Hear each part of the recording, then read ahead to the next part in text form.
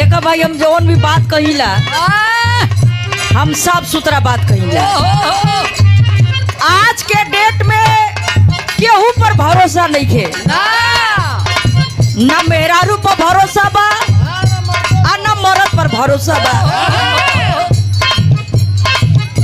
कोनो मेहरारू अपनी मर्द के कहती है का हो हम तो के नीक ना लगी लका, मर्द कलस की भाई बात का बा। ई बताई कि घर में मेहरारू देखा एगो खिस्सा कहल ह, आपन लइका आन क मेहरारू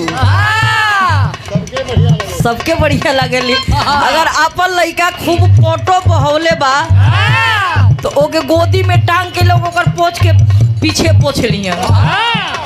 आपन मेहरारू खूब ऐश्वर्या राय बिया, अब बगल के मेहरारू तन की सांवरो रही आदमी चटे कही कि वाह क्या माल है। ओइसे माले देखे में बेचारा मुगल सराय कई बेरी पिटा गईल। जा बच्चू मोहनी आ गईल तो बच गईला, बिहार में तो बच गईला। मेहरारू अपनी मर्द से कहतिया तोहर आदत ठीक नहीं खे, आदत सुधार लो आ नहीं तो कहियो बड़ियार घन चक्कर में फंस जीबा। का कहले बे मास्टर?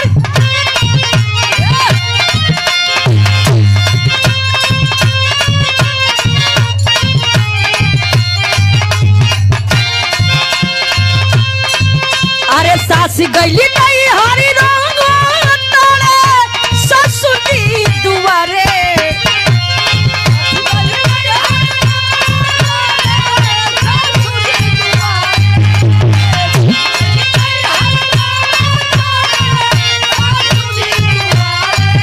अरे सास गईली नहीं हरी रंग तोरे ससुरी दुआरे, शादी शुदा होके खोजला सखी पिया बारे, शादी शुदा होके खोजला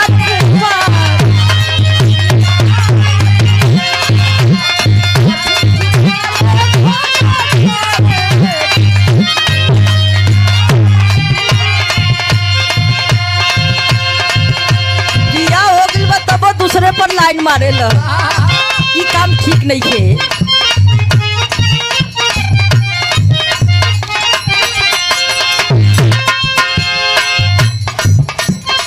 कोनो लड़की के कमे उम्र में बिया हो गई, बहुत दिक्कत भइल हो। बहुत सुंदर भाई। अब आजकल कम उम्र में बिया नहीं के हो, जब ले लड़का लड़की 22 साल 23 साल के नहीं खन हो जात, अगर कम उम्र में बिया करबो पुलिस पकड़ के जेल में बंद कर दिए। कम उम्र में बिया हो गई, मर्द तनी ज्यादा उम्र के मिल गई। जब नैहर गई लड़की तो सखी से कहती है का करी हो हमार किस्मत फूट गई, ए बुढ़वा से बिया हो गई। कली का हो गई वो लड़की बतावतिया, का बतावतिया मास्टर?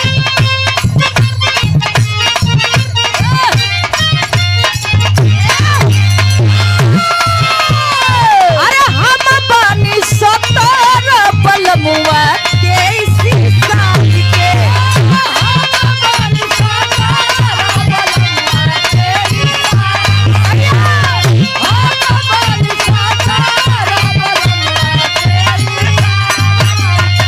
अरे भौजी रे जिंदगी रखी खतरे में ही डाल के,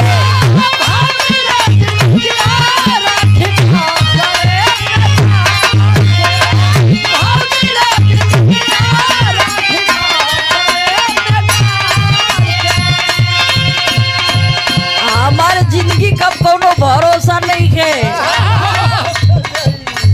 अब लगता कि कुल चल जाई कुछ बाछी ना। भौजैया कहती है कि अरे पागल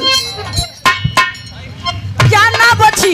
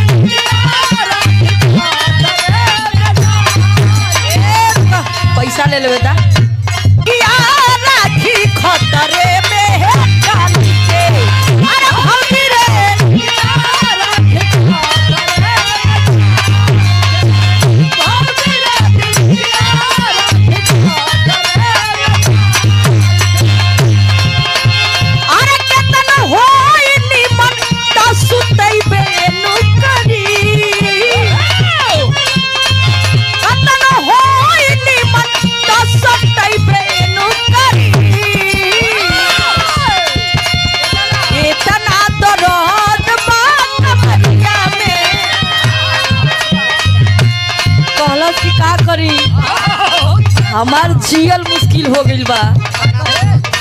इतना फरक बा उमरिया में कमरिया